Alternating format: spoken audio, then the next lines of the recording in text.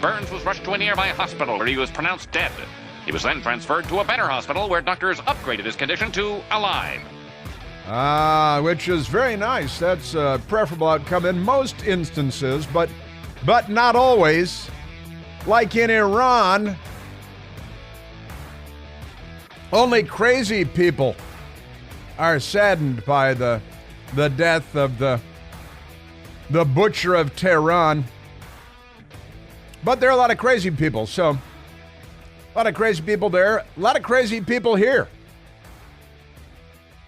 A lot of them are in charge there. A lot of them are in charge here. It's wackadoodle-doo out there, isn't it? Well, happy Tuesday to you and welcome back. We remain at 888-630-9625, 888-630-9625. I do want to, we played that clip from The Simpsons of the, being pronounced dead and then moved to a better hospital where he's pronounced alive. The Slovakian Prime Minister, I have an update on these. You remember he was shot the other day by a would-be assassin and nearly killed last week. Now, and the Slovak Prime Minister, Fico's attacker, may not have acted alone, says minister. Turns out there was a second gunman on a grassy knoll, and pretty crazy. I think it was Woody Harrelson's father, wasn't it? It was pretty crazy stuff. Condition of Slovakia's prime minister improves following an assassination attempt is another headline. That's ABC fake news. Slovak populist prime minister Robert Fico's condition is improving following an assassination attempt last week that shocked the European Union. Sure. And the nation deeply polarized over his policies. That's why they call him a populist. At ABC News, populist is a dirty word now. It's a slur. You can't be a populist. Trump is a populist. The news media, they're not on the side of civilization anymore. The BBC, Slovakia Prime Minister attacker may not have been lone wolf. May not have been a lone wolf. The man suspected of attempting to assassinate Prime Minister Robert Fico may not have been working alone, Slovakia's interior minister said. Now that sets the table to arrest a lot of people, I think, doesn't it? So we got that going. But, it's good that I tell you, since Joe Biden became president, I blame Joe Biden for everything. I mean, I use the Trump rule on this that the Democrats taught us. Anything that goes on in the world while Trump is president is Trump's fault. Therefore, anything that goes on in the world while Biden is president is Biden's fault. And the Iranian, was he an erectionist or, it's hard to say. We're going to have to ask Joe Biden about that, whether he was an erectionist.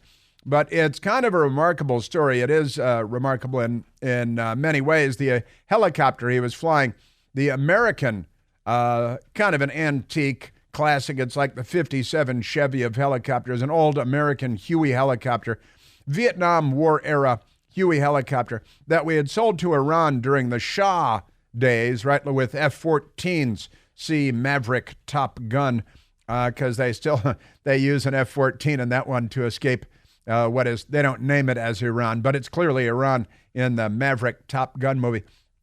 But in any case, some details have emerged. And one of them is this, the Washington Examiner, Joel Gerke. Joel Gerke. Iran, quote, asked for assistance, end quote, in wake of Raisi helicopter crash, U.S. says. Iranian officials asked for assistance from the United States in the search for the downed helicopter. Did you see the tweet out there? World mourns downed helicopter. It's a picture of an old Huey helicopter. Not the people on it necessarily, but Iranian officials asked for assistance from the United States in the search for the downed helicopter of Iran's late president, Ibrahim Raisi, according to Secretary of State Antony Blinken's team. We were asked for assistance by the Iranian government, State Department spokesmodel Matthew Miller said on Monday. We did make clear to them that we would offer assistance as we would do in response to any request from a foreign government in this sort of situation. and ultimately we were not able to provide that assistance. Sure. Well, that's pretty good. That's good phrasing from the government there. So what happened now? They were asked for a sit, and they said, hey, we don't know where he is. We don't track him anymore. We're not very good at this, as it turns out. Iranian President Ibrahim Raisi died Sunday in a helicopter crash that also claimed the life of the Iranian Foreign Minister Hossein Amir Abdollahian. I'm going to go with that. In an incident that Iranian state media said was, quote, due to harsh weather conditions on Sunday, end quote. And, maybe we'll find out more later, but you can't believe anything that's coming out of the Iranian government, that's for sure. The Iranian regime is hostile to the United States. No kidding, the Washington Examiner reports, and aligned with Russia and China, not to mention Hamas and Hezbollah and Palestinian Islamic Jihad and the Houthi rebels, and who are all stirring up hell. But as Iranian officials struggle to find and reach the crash site in the mountainous region, their appeals for help cut across geographical lines. Now, I got to tell you, somebody that spent 10 years in the Pentagon as a news guy covering the Pentagon and the intelligence community, I would expect that the U.S. would be able to find it lickety-split because we do track the president of Iran. We should anyway. And his helicopter, and we should have one of those little Apple trackers on it. And wherever he goes, and certainly if not in the heel of his shoe, like Enemy of the State and Will Smith, then certainly in the helicopter that he's likely to be flying in, we should have tracking things. But never mind that. Upon Iranian request for assistance, we are activating the European Union's Copernicus EMS Rapid Response Mapping Service. European Crisis Management Commissioner Yannis Larsen said on social media an announcement that he concluded with European solidarity. Actually, it's pound European solidarity because they got a pound sign in the front, so it's pound European solidarity. So we got that. So the Iranians asked, hey, it reminded me of Hunt for Red October. Yuri, don't tell me you've lost another submarine. But they came to us because they figure we got eyes on everything. And the reason they think that is because we do. We've got constellations of satellites. We've got, tracking devices everywhere where, in theory, we're pretty good at this stuff. But they asked for help, and they apparently didn't get it. We said, oh, sure, Yuri, we'd be happy to help you find your submarine. But we didn't have eyes on the helicopter, according to the State Department, so we weren't able to help them very much.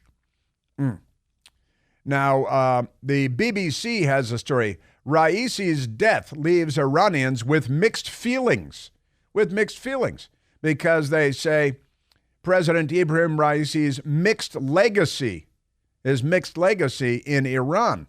What with all the murders and imprisoning hundreds of thousands, well, certainly tens of thousands of women in particular.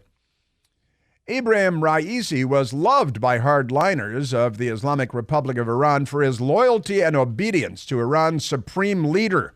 That's actually the BBC's lead sentence. I think it was written by the Supreme Leader's Office.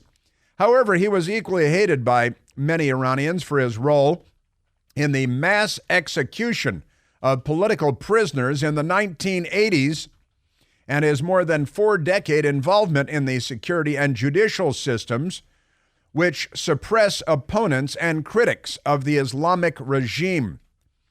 In the 1980s, Raisi was appointed by the Ayatollah Ruhollah Khomeini, the original, the big dog, the OG, with the long gray beard. And he's the one that when he died, his body was brought out for a funeral procession, and his body was dragged off of they had him on like a pallet by the mob, and his body was torn to shreds by the hands of the mob. They some loved him, some didn't, and people went home with pieces of his beard and pieces of flesh and stuff like that. We're getting to be more like that here in the United States too, but amazing stuff. So he was appointed by the OG Ayatollah Khomeini, the founder of the Islamic Republic of Iran. And he is a member of the committee that dealt with the political prisoners, More than 5,000 political prisoners were executed. Their families never found out how, when, why, where they were buried, any of that stuff. Some of the relatives of those executed after the death committee trials have expressed frustration and sadness at Raisi's sudden death. Sure, they long held on to hope that he would one day face justice in an international court for crimes against humanity. But no, the International Criminal Court, I don't think even indicted him, but they want to indict Benjamin Netanyahu. And then they'll turn their sights on the United States of America. And Joe Biden's going to have a fundraiser with the Clooneys very soon because Joe Biden is on the wrong side of history, as Barack Obama likes to say. Remarkable stuff. And honestly, when he first became president in 2021, Raisi traveled to many parts of Iran, promising to build millions of affordable houses. That's what Joe Biden's promising, interestingly enough. Affordable housing, that's what they're promising. Reduce inflation. Wait a minute, that's what Joe Biden is promising, too. There are more and more similarities. Joe Biden should grow a beard and start wearing a turban, I think.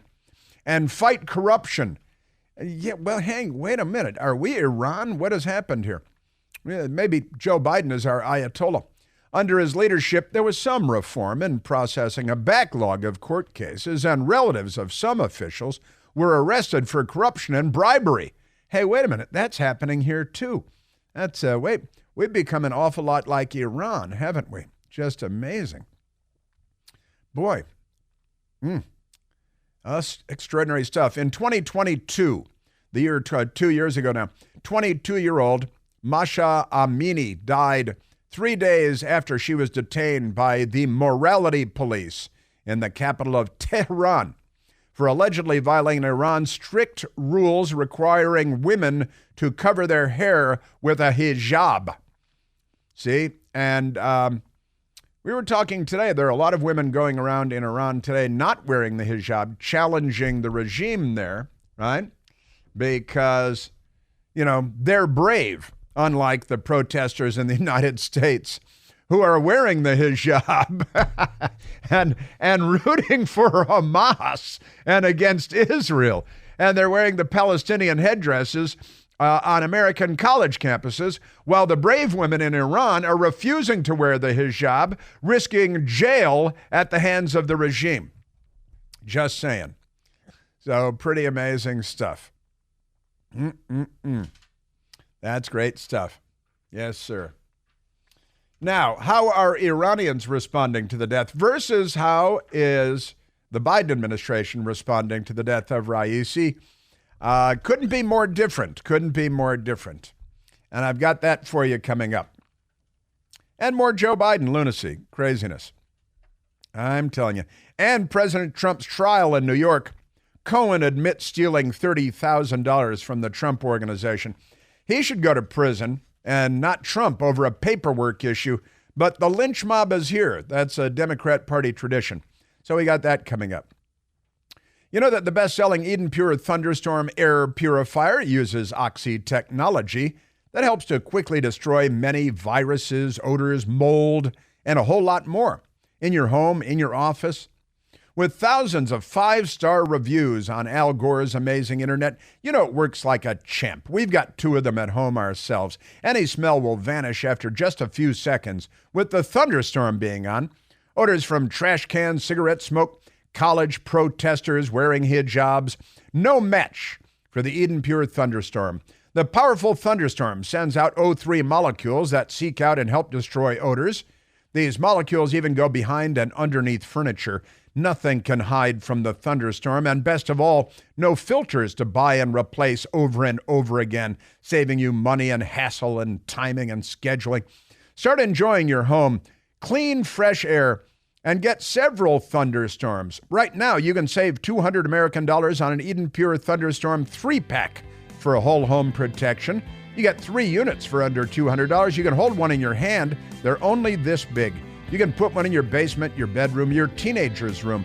Give one to your smelly uncle, your kitchen, anywhere you like to breathe clean, fresh air. All you have to do is go to EdenPureDeals.com, EdenPureDeals.com on Al Gore's amazing internet, and use the discount code CHRIS3, Chris and the number 3, to save $200. That's EdenPureDeals.com. The discount code is CHRIS3. Yes, sir. Yeah, so I want to share with you the way that Iranians are responding and the way that the Biden White House is responding. I want to see if you can spot the difference. Well, now we have more breaking news. In New York City, in the trial of Donald John Trump by the lynch mob that is the Democrat Party, the defense has rested their case. The defense has now rested their case. We really should have cameras in this courtroom, don't you think? I think we should. So the defense has rested the prosecution and has already rested their case. We have not had closing arguments. Closing arguments will be made by both sides. We're sorting out right now, or Michael and I aren't, but it's being sorted out now, and Jasmine. But we're sorting out other things, but not the Trump trial. And it looks as though today is Tuesday. They're actually talking about next week, aren't they? And closing arguments and the judge working on instructions for the jury. The judge is a Democrat Party crook, not on the side of justice. And just my opinion, I could be right. And we're going to pull together the latest details for you on what's happening in New York and the Trump trial, because big news just happened. And there was testimony continuing this morning, and that is apparently over. The defense rests. It's my cousin Vinny. The prosecution had already rested their case, and now we will move on to the next phase of this farce, of this sham, of this scam that the Democrat Party has put on. But we will pull together the latest for you in the next couple of minutes and share the update with you. But know right now that the defense has rested their case, the prosecution has rested their case already, and that's how that works usually. And there's still closing arguments to come from the prosecution and from the defense, unless the case is thrown out, because you have, the likes of Jonathan Turley, law professor extraordinaire, George Washington University, saying that he's still wondering what the crime is here that Trump allegedly committed. Then there's Michael Cohen. He's a criminal.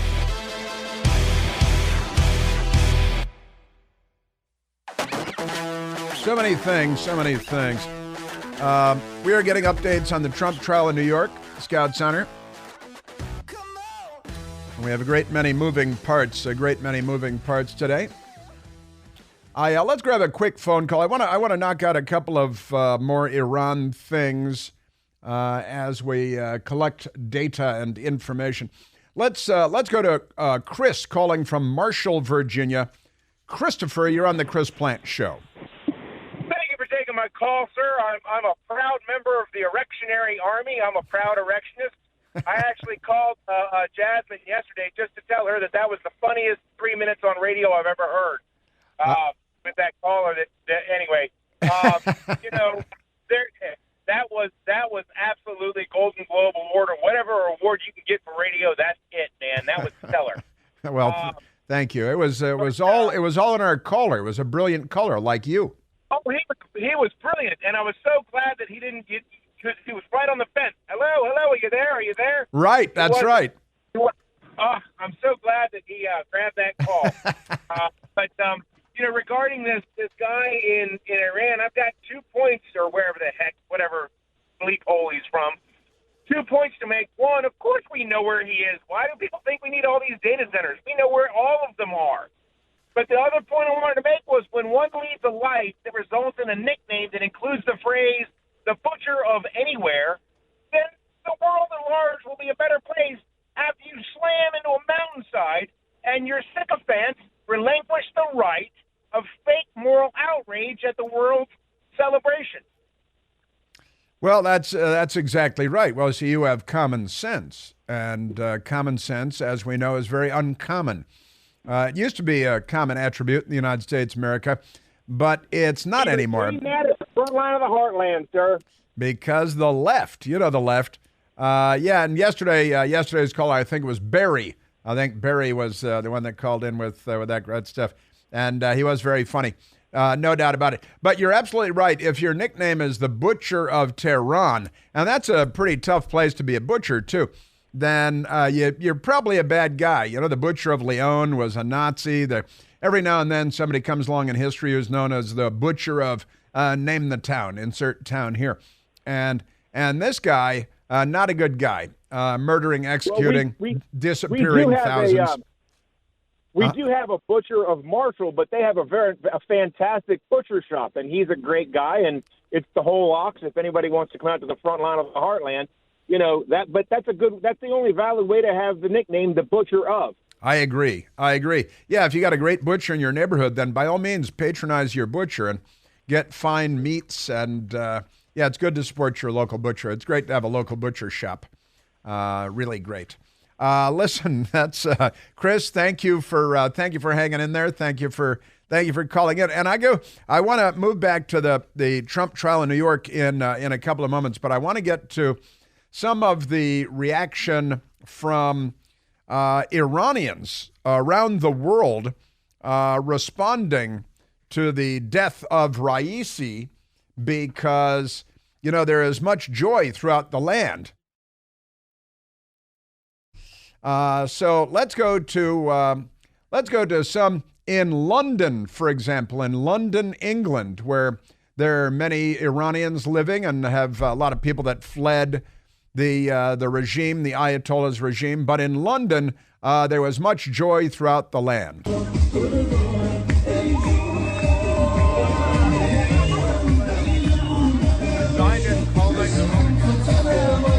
And Iranians are making videos of themselves celebrating in London and beyond. In Shiraz, in Iran. I love that Shirazi salad. Isn't that Shirazi salad delicious? I love that Shirazi salad. It's great stuff with the tomato and onion and chopped in, what is that, parsley? And it's very, very good. A nice dressing Shirazi salad. And the Black Dolphin tweet, in Shiraz in Iran, they're celebrating. And this is dangerous. This is a dangerous thing to do, to celebrate the president thug, the Butcher of Tehran, being killed, because there are still a lot of butchers. There's somebody waiting in line to become the next Butcher of Shiraz or someplace.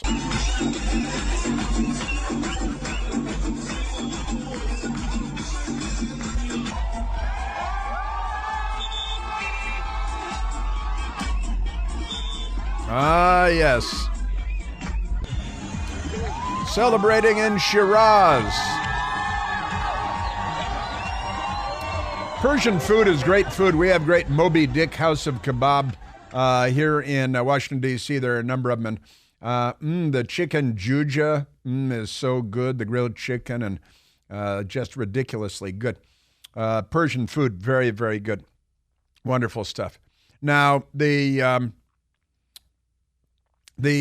people celebrating, we got London, also it looked like Tehran, where fireworks, Iranians are blasting. And again, you're risking your life just not wearing a hijab as a woman walking around. If you're celebrating and launching fireworks, celebrating the president of Iran being killed, then, you're taking a risk. جشن گرفتن مردم به مناسبت سقوط رئیسی. Celebrating Raisi.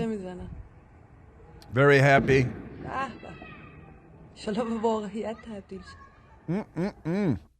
That is celebrating. Everywhere you look, the Iranians are celebrating. مردن رئیس جمهور فقید کشورم رو تبریک میگم به کل مردم ایران. امیدوارم که باقیه‌شون هم همینجوری سر به نیست بشن. امروز 30 اردیبهشت ماه 1403. Yes, that's what I was going to say, too, as a matter of fact. And then anger and disbelief at U.S. official condolences for Raisi. I'm sorry, what is this? Official condolences. Iranians are celebrating the death of the butcher of Tehran, but in the United States of America, the State Department spokesman, Matthew Miller, on Monday afternoon, the U.S. government expressed official condolences for Raisi's death, along with Foreign Minister Hossein Amir Abdullahani, whatever he is. And if I knew him better, I'd pronounce it better. But he's dead too, the foreign minister. So that's their Secretary of State and their president, both killed in a helicopter accident, an old American helicopter. And immediately rumors started flying. The Israelis did it. The Americans did it. He's not really dead. He's faking. I work with someone at Newsmax from the region who is saying he's not even convinced that he's dead, that the whole thing is just a fake, because nobody believes anything they hear from the government over there. And that's understandable, perfectly understandable. So the State Department, our official condolences, very sad that the butcher of Tehran has apparently died. At the United Nations yesterday also, they had a moment, basically a moment of silence for him. And there are a lot of, butchers of here and butchers of there at the United Nations. And the United Nations, the American representative, Robert Wood, the deputy ambassador to the United Nations from the United States, participated in the "Oh, ain't this sad" moment, right? Now, Senator Tom Cotton, on the other hand, has a Twitter account, an X account, and he said, "It's disgraceful this administration sent condolences for the death of the butcher of Tehran. Just another example of Joe Biden's desire to appease the Ayatollahs." And honestly, keep in mind that Biden gave the Ayatollahs $6 billion in exchange of our dollars, in exchange for 5 hostages that they had taken and thrown into prisons illegitimately.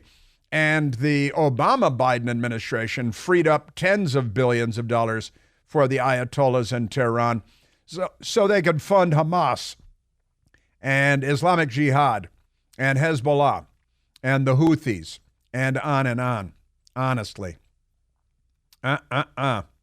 Now, also, the Marshall A. Billingsley on his Twitter account, as a former NATO Assistant Secretary General, I am flabbergasted by this tweet. It is completely inappropriate on so many levels. NATO spokesperson Farah Dashkala tweeted out, "Our condolences to the people of Iran, the death of their President Raisi, Foreign Minister Amir Abdullahian, and others who perished in the helicopter crash." So they're spreading their condolences around. These people are the enemies of civilization, and they're certainly the enemies of the Iranian people. But when you're a Democrat, Yeah. Also, there was in Iran a store, a shop, and the shopkeepers were, when it's time to celebrate, like on the New Year, they pass out candy, especially to the kids. When something really great happens, and at this store in Iran, we think it's in Tehran, the shop owners were handing out free candy to the kids and to anybody that wanted candy to celebrate the death of their own president and their own foreign minister.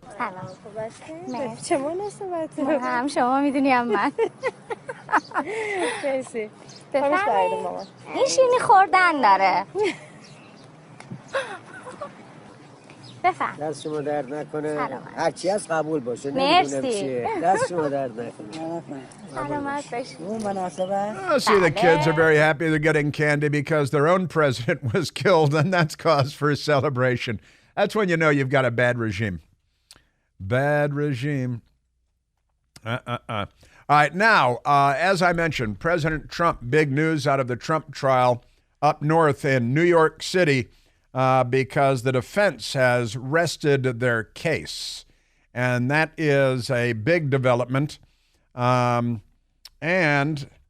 we don't know what's going to happen here because we've become a very third world country with lefties like this crooked judge in New York, the crooked prosecutor who's a Soros prosecutor. Soros is here to damage the United States of America. And so are these. Honestly, it's I don't know what happened to the Democratic Party, but they're really not with us anymore, are they? No, they're not. The defense rests. The prosecution had already rested their case, and Fox News' Bill Hemmer was in the anchor chair when they got the news from the courthouse, and Jonathan Turley, actually the law professor from the George Washington University here in Washington, D.C., was outside the courthouse, but Bill Hemmer got the news. Okay, we have action. We have action inside the courtroom. The defense has just rested its case, and Donald Trump will not be called as a witness in his trial, all right? Defense rests. The jury has been dismissed until next Tuesday. So enjoy your long Memorial weekend. I can't understand that. Next Tuesday. Monday is, of course, Memorial Day. It is a holiday. And the judge, who is not on the side of justice, but part of the Democrat Party lynch mob, has said that the jury will be dismissed and they will have until Tuesday, Monday being a holiday. Today, of course, this is only Tuesday, so that's a week from now. Oh, the drama, oh, the drama. And the judge has to make a decision as to whether he is going to allow this case to even proceed or whether it should be dropped. Very few believe that he's going to drop the case because he's a crook. Judge Juan Merchan, the judge, they call him a justice. It's the New York Supreme Court, allegedly. But Donald Trump's defense team rested its case in the criminal hush money. That's a non-disclosure agreement. The hush money trial on Tuesday without calling the former president to testify. Trump's lawyers called two witnesses in his defense. Justice Juan Merchan said jurors would return next Tuesday to hear closing arguments, with deliberations likely beginning the following day. That is to say that they would hear the closing arguments from the prosecution, and then the defense gets the final word on the closing arguments so they can rebut the prosecution's closing arguments. And then the judge, Juan Merchan, who's a Joe Biden donor, whose daughter is was he a brain donor? No, he wasn't. Just money. And Judge Merchan's daughter is suddenly a very successful Democrat Party donor, or fundraiser, rather, and $93 million last time I looked, raised by the judge's daughter for left-wing and other Democrat causes. Remarkable stuff. And then deliberations, that is, the jury would retreat to the jury room to deliberate and consider what they have been presented the following day. So in theory, that means next Wednesday, a week from tomorrow. And so everything is on hold and everybody gets to talk about it between now and then. This has been a very crooked process.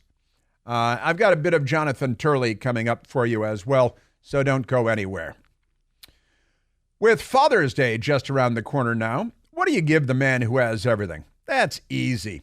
You give him Omaha steaks, because world-class dads deserve a world-class steak. You know, the Father's Day experts at Omaha Steaks have made it easy to put a big smile on Dad's face this summer with hand-selected gift packages starting at just $89 American dollars. All you have to do is go to omahasteaks.com and use the promo code PLANT, P-L-A-N-T, at checkout for an additional discount when you shop gourmet gift packages for Father's Day. So pick from premium proteins like juicy pork chops, air-chilled chicken, beefy burgers. Go to omahasteaks.com and use the promo code PLANT to get an exclusive savings just for you. Then you'll look great getting Dad these great gifts. Shop for unforgettable gifts that are guaranteed to make Dad's day, because if there's one thing that Omaha Steaks knows, that's dads want steak. That's omahasteaks.com. Use the promo code PLANTE at checkout to save on an exclusive package deal starting at just $89. Yes, sir. All right, we're going to have more from the Trump trial in New York and law professor Jonathan Turley when we come back. Don't go anywhere.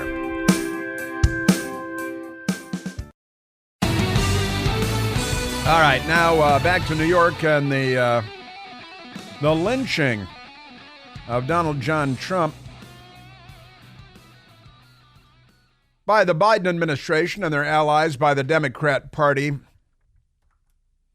by this fraudulent judge, Juan Merchan, the Biden donor, who obviously should have recused himself, and his activist fundraiser, left-wing radical daughter with $93 million raised by her because of this trial. And they're using, with her fundraising appeals, this trial in the emails and the mailings and so on.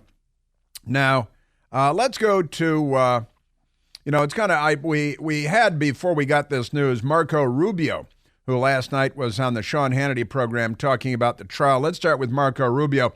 Talking about what he's seeing in this trial. What's happened to America? America used to put sanctions on countries that did this kind of thing. And then you have Michael Cohen. This is a guy that was, rented some suite over at the Hay Adams, is looking across at the White House.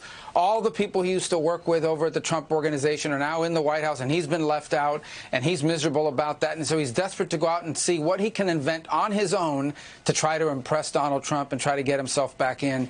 And that's what's coming across here, not to mention the fact that the guy is an admitted, convicted serial liar, and apparently now also a thief who stole money from the Trump Organization. Just $30,000, and he's the real crook here. He's going to end up in jail. The lead witness